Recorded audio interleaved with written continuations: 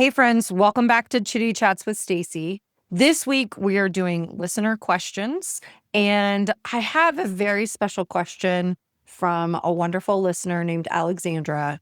She has a great question that I think will really land with many of you. So she said, I would love to hear you speak about navigating life as someone who is childless, not by choice, especially from the perspective of being an educator. How do you process the ongoing grief and unexpected triggers while working in an environment centered around children? And how can you regulate your emotions while still showing up fully for your students? Alexandra, thank you for a beautiful question. So let's just sit with that. There's lots of pieces to it. So the first piece I think you're already speaking to, which is the grief, right? When you are childless, not by choice, there's so many pieces of grief that go with that. There's the pieces of grief around the life you wanted to have, the life you thought you were going to have, the child you might have had.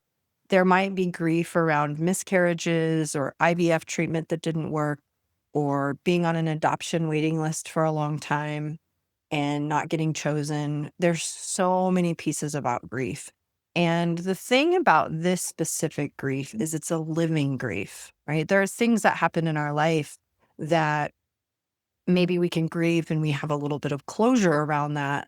This is a living grief that comes up, and it's important that we look at the stress cycle of that grief. So when we talk about feeling our feelings, noticing our body, responding to triggers, and we're talking about this very real personal experience that someone is having that involves this very deep grief, I really encourage people to get really clear on where that grief lives in your body when it shows up. So sitting with your body, taking a deep breath, closing your eyes, feeling the grief in your physiology. And does it have a shape? Does it have a color? Does it have a size? Does it have a weight? Does it have a smell? Does it have a texture? Going through this exercise of getting that visceral experience of where that grief lives in your body and getting a visual of that. So that's one part of it. The next part is using bilateral tapping, bilateral movement, bilateral music in your earbuds or earpods to process and digest the overwhelming weight of that grief. That doesn't mean it's going to go away, but it does take the sting out of it a little bit so it feels more manageable. So getting the visual experience of it, where does it live in your body? Sitting with it with that bilateral music and that bilateral movement to digest the heavy and the weightiness of it.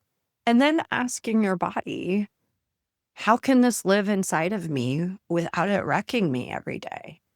And really sit with that. Really sit with that question. This is not a just hurry up and figure it out. This is an ongoing question.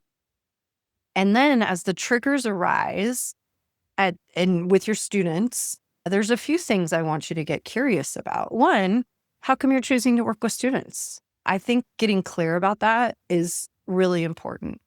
Are you working with students because you've always wanted to work with kids and it's your career and you chose that before you found out you were going to be childless?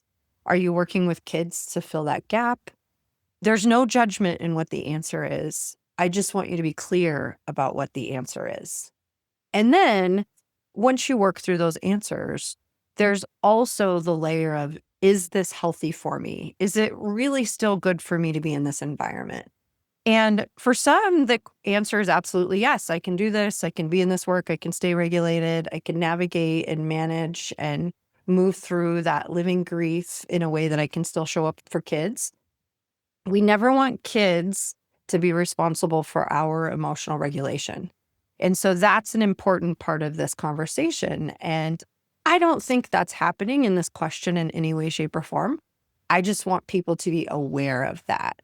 And there may come a time that it doesn't make sense to work with kids, depending on where you are in that grieving process. It might mean taking a pause and coming back, or it might be working in a different environment or going part-time instead of full-time or subbing. There's a lot of ways to navigate those pieces. So I really think sitting with it in the grief of it is really important. If we don't acknowledge that the grief is there, it's like having a rock in your shoe, right? You can avoid it and go through it and tolerate it, but over time, it's going to wear you down and it's going to wear you out and really become a piece of it's gonna make you become somebody you're not.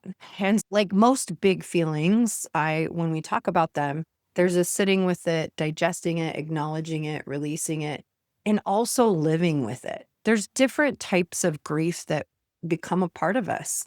Death of a parent, that can become a part of us, depending on what your relationship was with your parent. Not being able to have children, that's a big grief. For those of us who are in the world of parental alienation, that's a living grief. There's pieces of grief that become a part of who we are. They're like scars. And what I tell people is we want them to be like scars, not open wounds all the time. So I really want you to sit with your body, which also might be difficult to do because our body is what is resisting this childless component, right? When we struggle with getting pregnant, when we cannot conceive, when we have these issues with our body creating an environment for our kiddo, we carry the weight of that. And so I really want to speak to you in the most human way that you're loved, you're worthy. You don't have to have children to work with children. I think that's really important, actually, for us to say. And I don't think we say that enough. I think there's this unspoken piece that comes up, especially when you work with children, about being a parent and understanding kids better. And I know I've been guilty of that also. So I just want to be really clear about that, that if I've caused pain in any way, I'm very sorry. And you don't have to have children to work with children. There's lots of value that you add. And I want you to really think about the value you add. What are the strengths that you bring to the table? Maybe you're more regulated than some of the adults who do have children who are navigating their own emotional dysregulation pieces at home. Don't underestimate that. Never underestimate the impact that you have on other people. Thank you from the bottom of my heart for this very vulnerable question. It's a very important question, I think, for those of us who are in the child field and work with children. And then Alexandra leaves us with this piece where I say, what is something you wish people better understood about stress, trauma, or behavior? And she said, I wish people better understood that stress and trauma responses are not choices. They're physiological. Behavior is often the body trying to protect itself. It's not a reflection of character or intent. When we shift from judgment to understanding, everything changes. Beautiful. That's a beautiful statement, Alexandra, and I'm glad you shared that because you're right. Stress and trauma responses are physiological responses created in a very primal part of our brain. They're not choices that are cognitively intentional. They are reactions that our body has created over millions of data points throughout our life that really are helping our brain to process, is this situation safe or is this danger? And sometimes safe spaces feel dangerous because of the data that is in those spaces.